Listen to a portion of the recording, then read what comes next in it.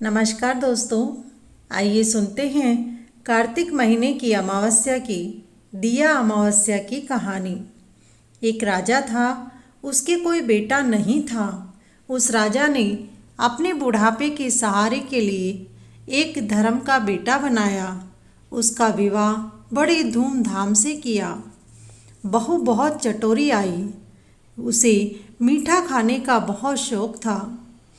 एक दिन की बात है, बहू ने जाकर के रसोई में से मिठाई चुराई और खा ली। ऐसा चूहे ने देखा तो चूहे को गुस्सा आ गया। उसने विचार किया कि मिठाई तो बहू खा जाती है और नाम हमारा आ जाता है, सजा हमें भुगतनी पड़ती है। अब तो इसको सबक बताना होगा। एक दिन की बात है, हुआ यूं कि राजा के घर में मेहमान आ गए। चूहे ने राजा के बेटे की बहू का ओढ़ना लेकर के उस मेहमान के बिस्तर पर डाल दिया। जैसे ही दिन निकला तो नौकर साफ सफाई के लिए मेहमान के कमरे में गए और वहाँ उन्होंने बहू के ओढ़ने को देख करके चारों तरफ बात फैला दी। फिर उसके बाद में सभी लोग उस बहू की बुराइयां करने लगे। राजा ने यह सुनकर के समझा कि बहू का चाल चलन अच्छा नहीं है, इसीलिए उसने उसे घर से निकाल दिया। लेकिन बहू नियम वाली थी, इसीलिए शाम के समय वह भगवान के दीपक करती, मिठाई का भोग लगाती और उसके बाद में ही खाना खाती थी। अमावस्या आई तो अब दीपक कहाँ से लाए और भोजन कैसे कराए, क्योंकि वह तो घर से निकल चुकी थी, उसके पास कुछ भी नहीं था। कार्तिक अमावस्या के दिन दीपक जलाए जाते हैं, इसीलिए दीपक कई लोग पेड़ों के नीचे भी लगाते हैं। तो राजा उस दिन शिकार करने के लिए गया हुआ था। वापस आते आते शाम हो गई। थक गया, इसी कारण से एक पेड़ के नीचे विश्राम करने के लिए रुक गया। वहाँ उसे कुछ चमत्कार नजर आया। वहाँ पर उस पेड़ के नीचे कुछ दीपक थे जो आपस में बातें कर रहे थे। बोले, किसी ने कहा मैंने आज हलवा खाया है, तो किसी ने कहा मैंने लापसी खाई है। लेकिन एक दीपक तो एक तरफ चुपचाप बैठा था। बोला, भाई आज मैंने तो कुछ भी नहीं खाया है और ना ही किसी ने आज मेरी पूजा की है, मैं तो आज भूखा ही हूँ।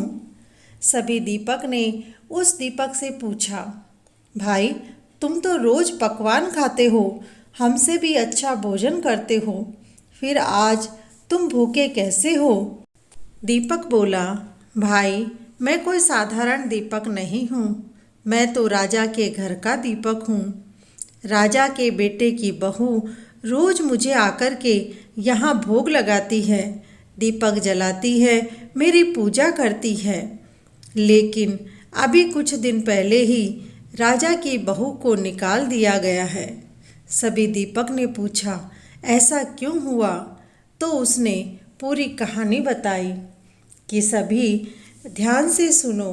राजा की बहू मिठाई चुराने की आदी थी, क्योंकि उसे खुद को भी मिठाई का बहुत शौक था।